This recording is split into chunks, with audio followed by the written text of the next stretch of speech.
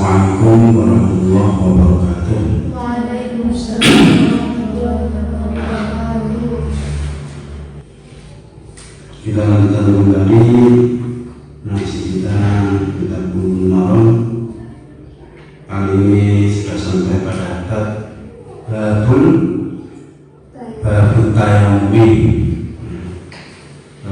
tayammum. Bab tayammum utawi iki iku bab nerangake tayammum. Bab tayammum utawi iki iku bab nerangake tayammum. Secara lughawi, secara bahasa, tayammum ini artinya sengaja, menyengaja atau sengaja, al-qasdu, sengaja, atau bertujuan, mempunyai tujuan, atau menyengaja atau sengaja, al-qasdu, berkehendak. Secara bahasa, secara syar'i, tayammum itu adalah memindahkan debu yang suci dari tangan ke wajah dan telapak tangan, dari memindahkan debu yang suci dengan telapak tangan ke wajah dan tangan secara syariat untuk sebagai pengganti wudu atau mandi. Salah syar'i ya. Misalnya lughawi secara bahasa itu sengaja atau berkehendak atau bertujuan, punya tujuan.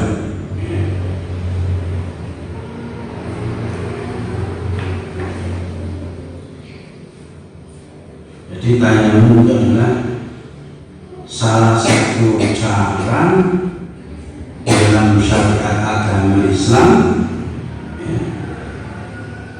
untuk mengganti wudu kita atau mandi kita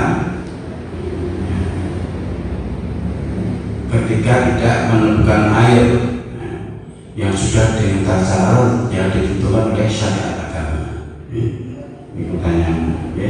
Bab tayammum utawi iku bab mektenake nerangake tayammum. Anja bin Abdillah radhiyallahu anhu.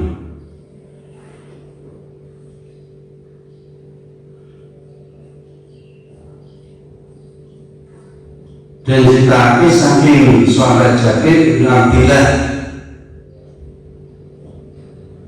radhiyallahu anhu, An-Nabi sallallahu alaihi wasallam, saat temannya kanjeng Nabi sallallahu alaihi wasallam iku kala dawuh sapa kanjeng Nabi,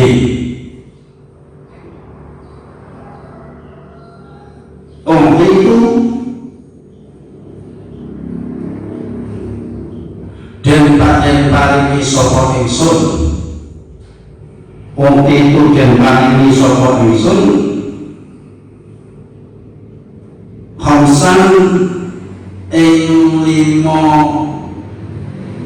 keistimewaan,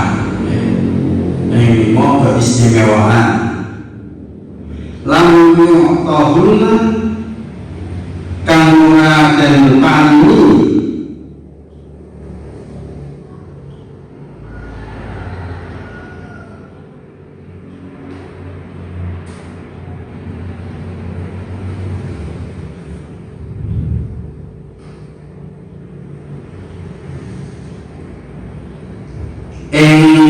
mau khomsan yang tahunan lamun tahunan kang ora den paringi ing 5 keistimewaan sapa ahadun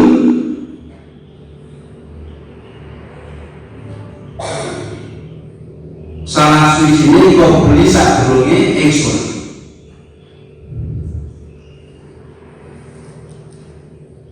Jadi ini hadis diriwayatkan oleh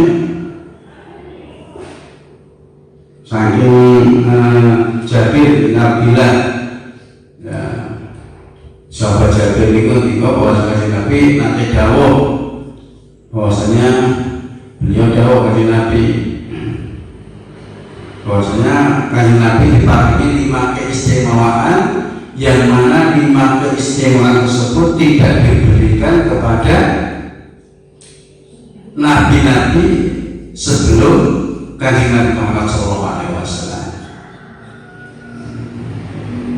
5 keistimewaan yang tidak diberikan oleh nabi-nabi sebelum kanjeng Nabi Muhammad. Nomor 5 keistimewaan itu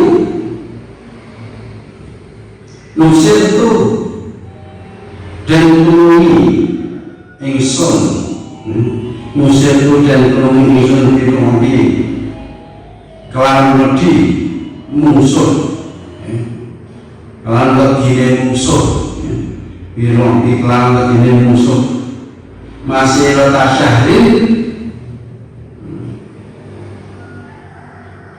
ing dalem mongso sakulan masih rata syahrin ing dalem mongso atau waktu sakulan.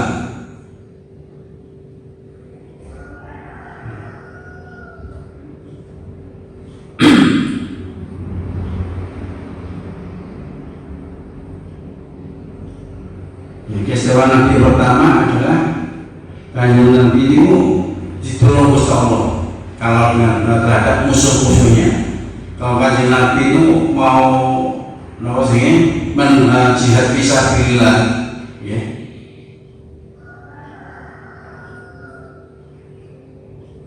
Untuk membela agama, sudah dengan kabarnya sebelum 1 bulan sebelum kejadian, ya. 1 bulan sebelumnya itu musuhnya gak gentar, ya.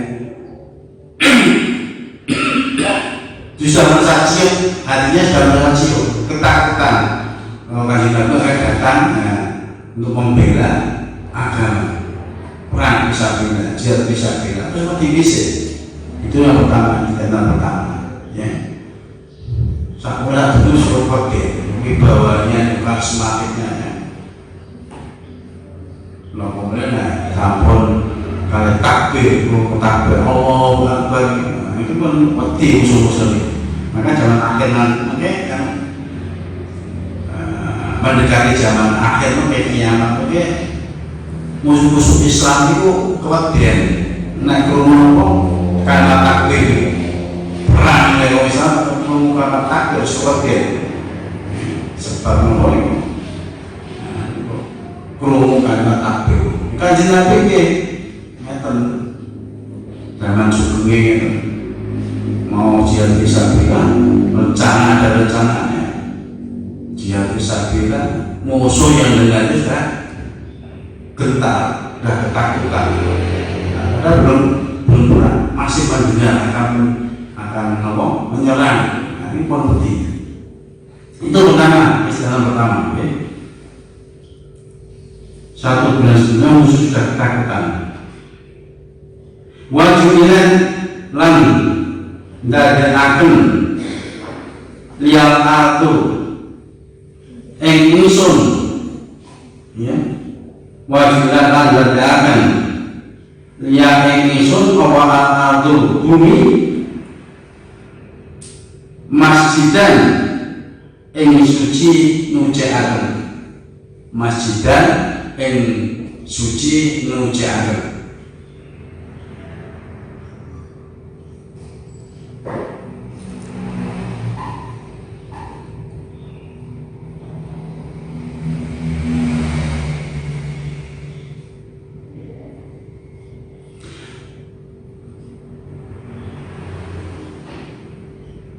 melindungi wajulan lan ndadekaken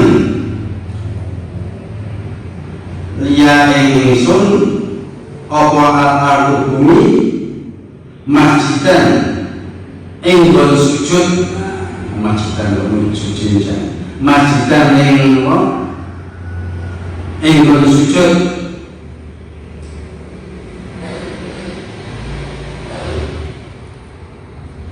waqahuron lan suci nujiaken. Istimewanya dengan Kanjeng Nabi itu yang kedua adalah dijadikannya bumi atau tanah itu bisa tetap bersujud bagi Nabi dan sebagai media alat untuk bersuci, pengganti wudhu. Jadi bumi itu tidak sekedar hanya untuk digunakan bersujud, tapi juga tanahnya bisa digunakan untuk bersuci. Tanah yang suci bisa untuk digunakan untuk bersuci. Itu istimewa yang kedua yang diberikan Allah pada Kanjeng Nabi. Fa'ai marujulin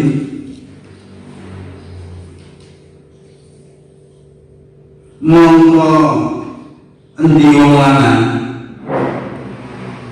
Fa'ai marujulin mongko endi wong lanang atrakathu iku atrakathu menangi sapa rajul as-sholatu ing salat as-sholatu apa salat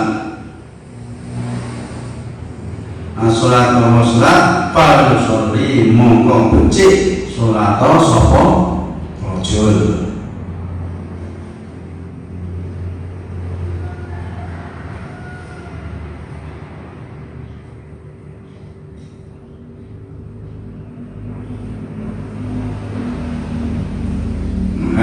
Tidak menemukan ini nanti ada penjelasannya di belakang ya. Karena bumi itu bisa ditemukan bisa jadi tempat bersujud atau sholat, dan bumi atau tanahnya itu bisa terpuji. Maka apabila tidak menemukan air, maka bumi itu bisa digunakan tempat bersujud, tempat sholat, dan tanahnya bisa bersuci. Fa'inama rajulin atrakahus sholatu fa'al sholli. Siapa orang laki-laki yang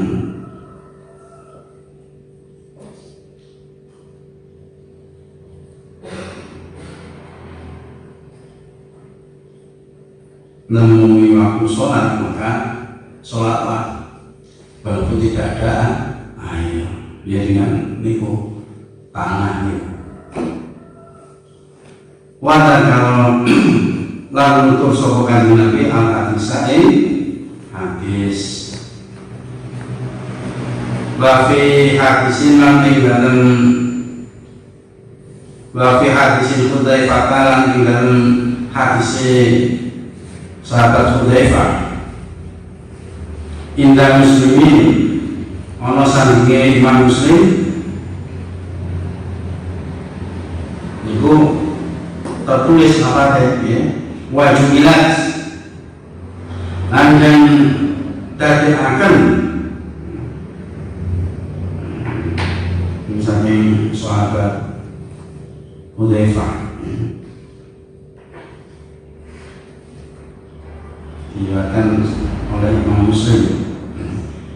Lafadznya mau wajulat dan tadi akan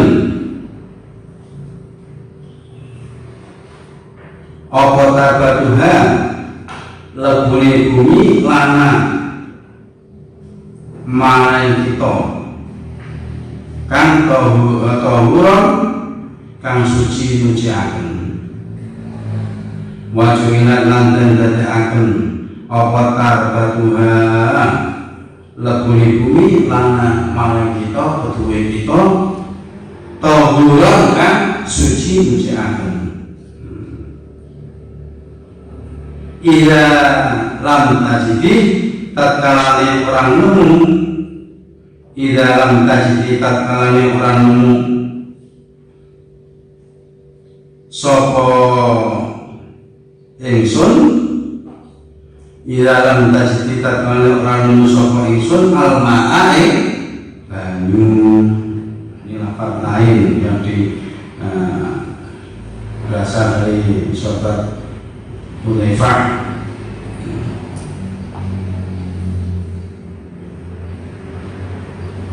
Diriwayatkan oleh Imam Muslim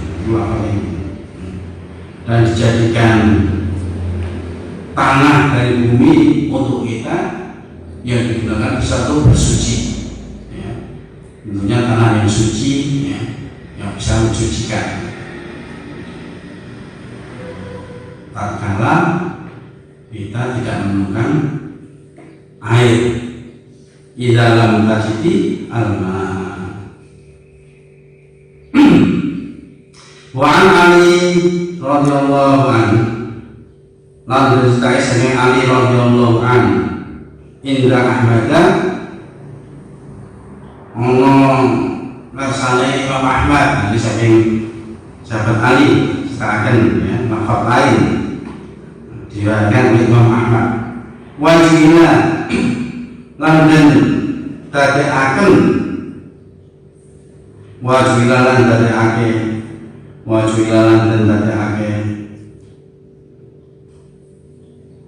apa aku lebu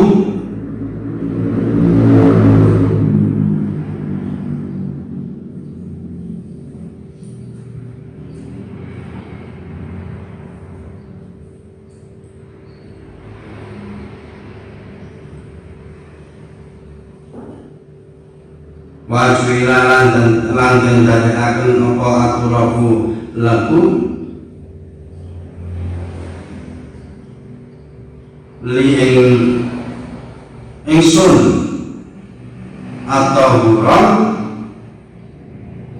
kang suci dojekaken.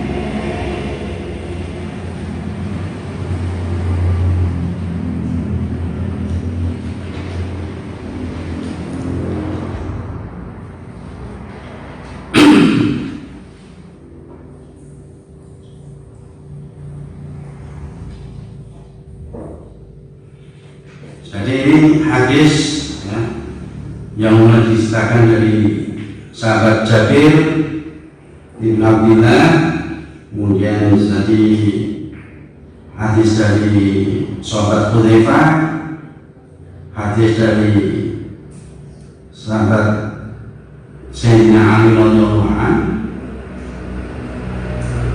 Ini menerangkan bahwasanya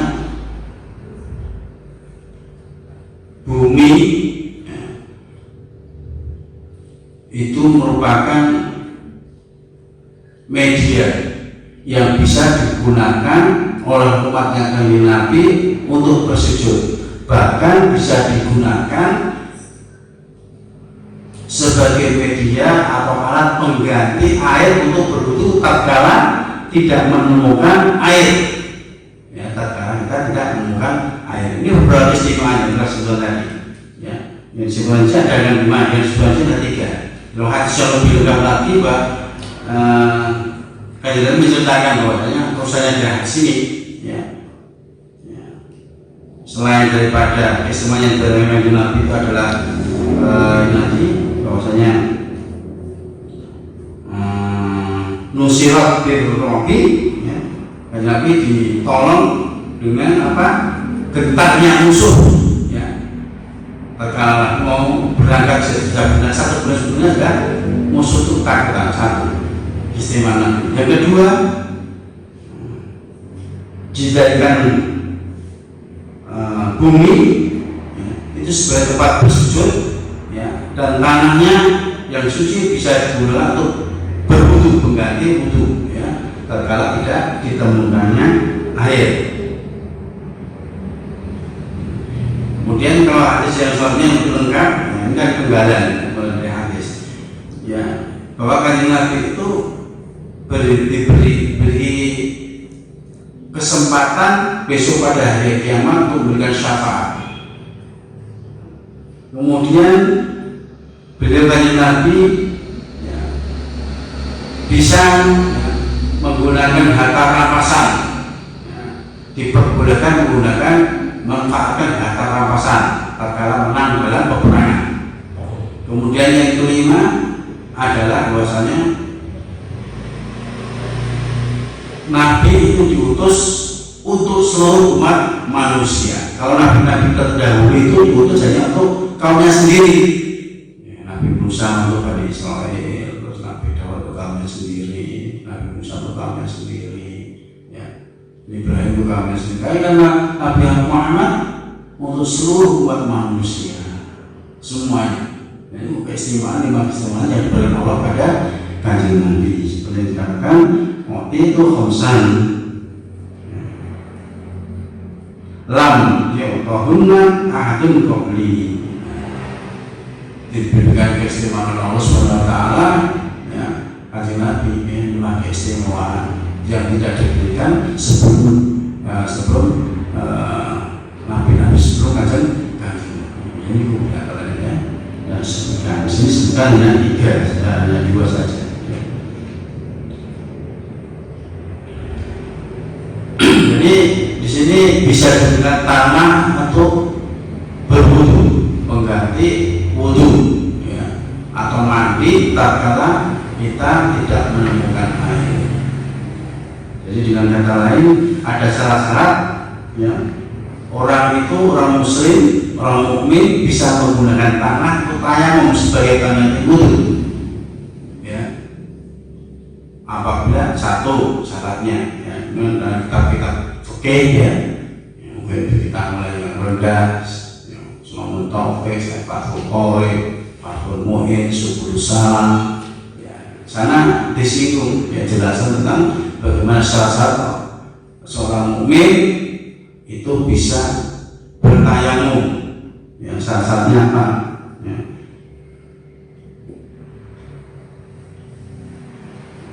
Ada 5, ya, syaratnya. Biasanya orang mukmin itu diperbolehkan berwudu tidak menggunakan air, ya. Ada syaratnya, ada 5. Pertama, adanya halangan, ya, mukmin tersebut, halangan tersebut, ya, adalah diantaranya musafir, nah, musafir dalam perjalanan, atau seorang mukmin itu sedang sakit, dimana kalau pakai nanti kalau sakit ada air, tapi kalau dia berwudu dengan air, nanti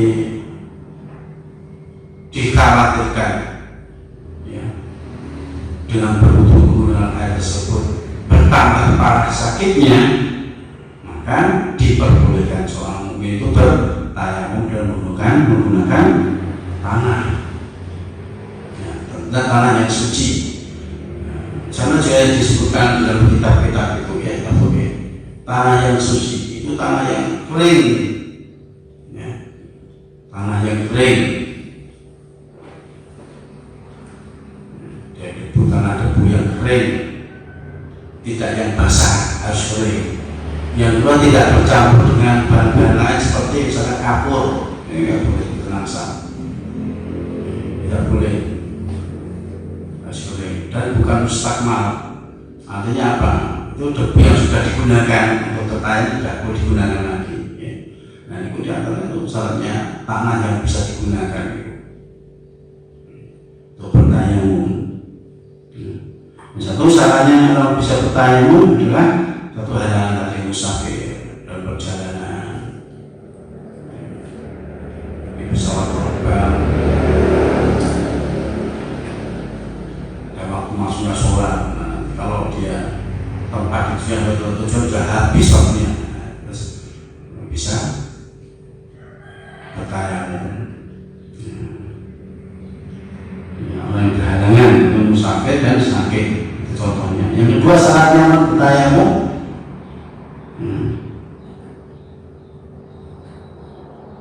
itu adalah sudah masuk waktu sholat. mau sholat zuhur,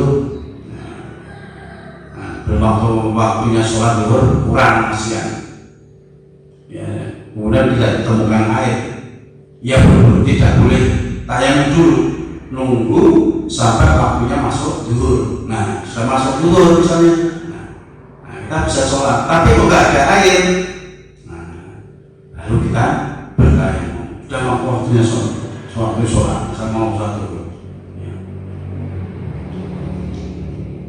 Nunggu waktu sholat zuhur dulu, waktunya masuk dan kita sholat. Itu hanya untuk satu sholat saja. Yang tayamum itu, ya, dijelaskan dalam kitab kita begitu. Sholat fardu, satu sholat. Nanti kalau mau sholat lagi, ya tayamum lagi. Kalau mau sholat lagi, ya tayamum lagi.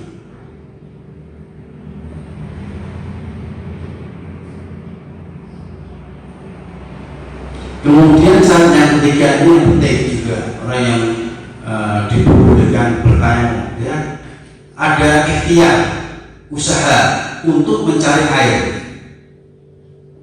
Jalan perjalanan dari suatu saatnya sudah masuk waktu sholat, nah, kita harus segera sholat.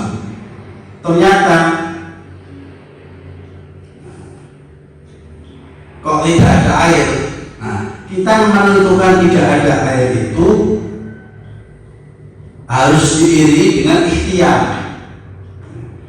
Kalau di tempat kita ini sudah waktunya mau sholat, tempat kita itu kondisi tanahnya itu datar, kita cara mencari airnya dengan apa? Melihat kanan, melihat kiri, ke depan, ke belakang, kira ada air ya. Kalau berjalan dulu, tanah yang datar yang bisa dilihat, kita lihat pandangan mata kita, oh di sebelah sana nggak ada air, sebelah sana nggak ada air, sebelah sana ini sudah ada air. Belakang nggak ada air lagi.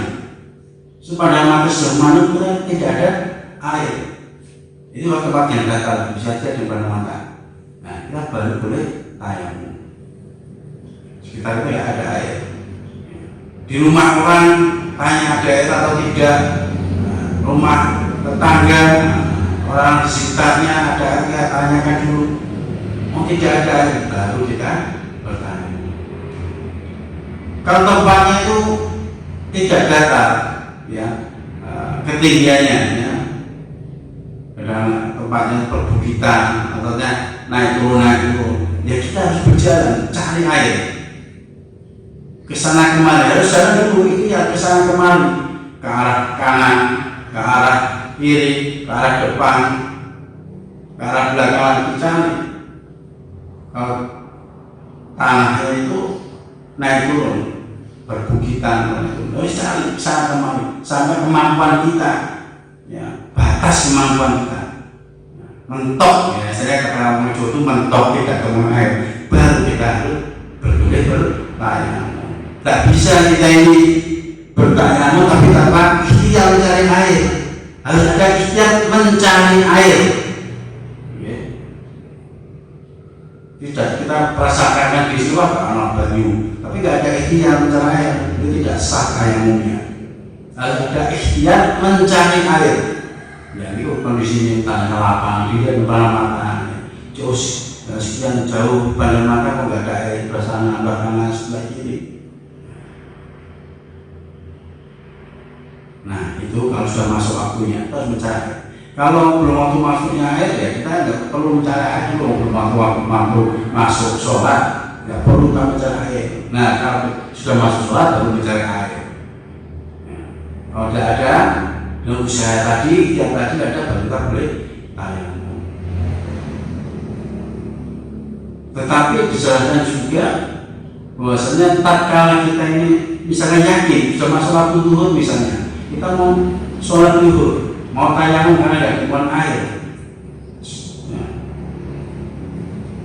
jadi dari sana kekuatan air. Tetapi kita merasa yakin kalau kita berjalan lagi 1 jam kemudian misalnya, yakin, betul yakin, pasti ada penduduk sana, air sana itu ada airnya. Nah, dalam proses perjalanan itu tidak sampai waktu sholatnya habis. Itu lebih utama kita jangan tayamum dulu. Nah, kita berjalan dulu sampai ke tempat tujuan yang kita yakin ada airnya, baru kita melaksanakan sholat dan berwudu pakai air, tidak perlu tayamum. Kalau kita yakin, ya, nanti di sana itu nanti dalam perjalanan setengah jam lagi, 1 jam lagi nanti pasti kemana aja dulu atau penduduknya. Lebih utama kita nunggu dulu, ya. Melanjutkan perjalanan, nah, dan kita yakin di mana suatu saat sampai tujuan kita bisa berwudu dengan air, tapi tidak habis waktu sholatnya. Nah, itu caranya nanti syaratnya bukan terus sampai kayak gini, itu kalau yakin ya. Nah, istilahnya macamnya bertahan, ya. Tahan. Itu bagi kita orang mukmin, usaha untuk mencari air. Itu syarat yang ketiga, orang dibolehkan bertayamum. Yang keempat itu, ya, keempat syaratnya bisa bertayamum apabila dikhawatirkan, ya, terhalang menggunakan air, contohnya dengan terhalang kalau jika menggunakan air tersebut ini akan mengkhawatirkan hilangnya nyawa itu bisa nyawa manusia, bisa nyawa hewan. Ada air sebenarnya cukup untuk berwudu, tetapi adanya air cuma segitu toh. Nah, cuma segitu toh, saat berwudu habis. Padahal ada kita, ya, yang memerlukan untuk digunakan untuk menyambung hidup. Apa jauh kayak gimana? Ada sangat membutuhkan orang minum. Kalau nggak diminum orang tersebut mati. Kita bisa tanya. Memang ada airnya segitu, di sekitar itu nggak ada air, ada airnya cuma segitu. Kalau manusia itu nggak diminumi bisa mati. Nah, padahal air susu bisa keberguna, didahulukan untuk beri minum orang supaya nggak sampai kehilangan.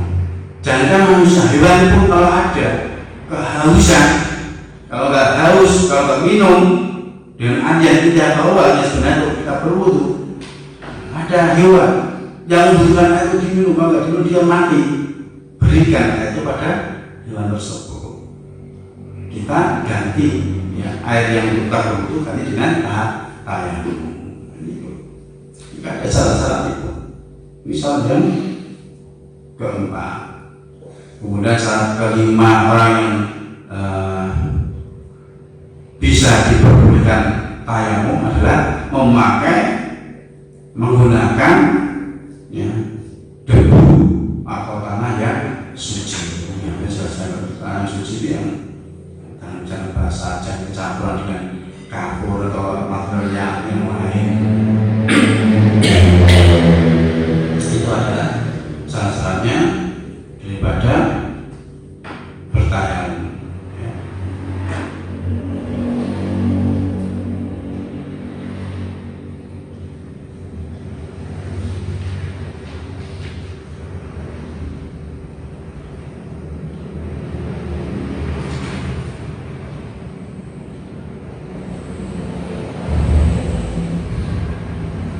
Wa Ammar ibn Yasir lan diceritake saking Ammar ibn Yasir radhiyallahu anhu.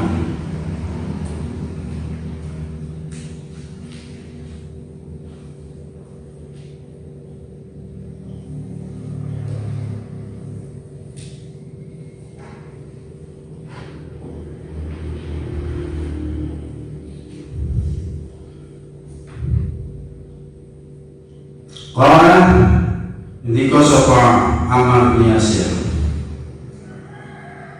bahasani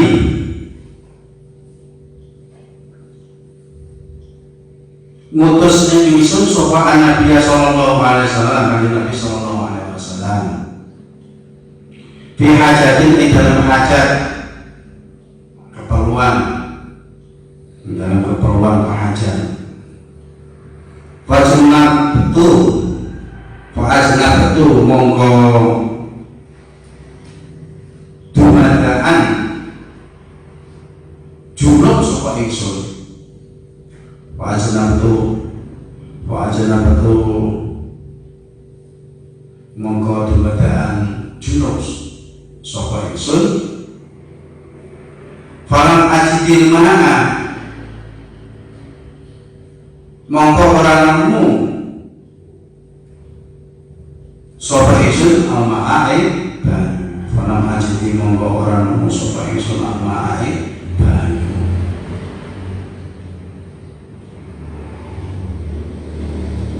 Fatana waktu mongko buli-buli sapa ingsun wan nuru yahdil hairina diya'uhu wa fil hashri dhillul mursalina liwa'uhu talaqqa minal ghaibil mujarrad hikmatan biha amtarat fil khafiqain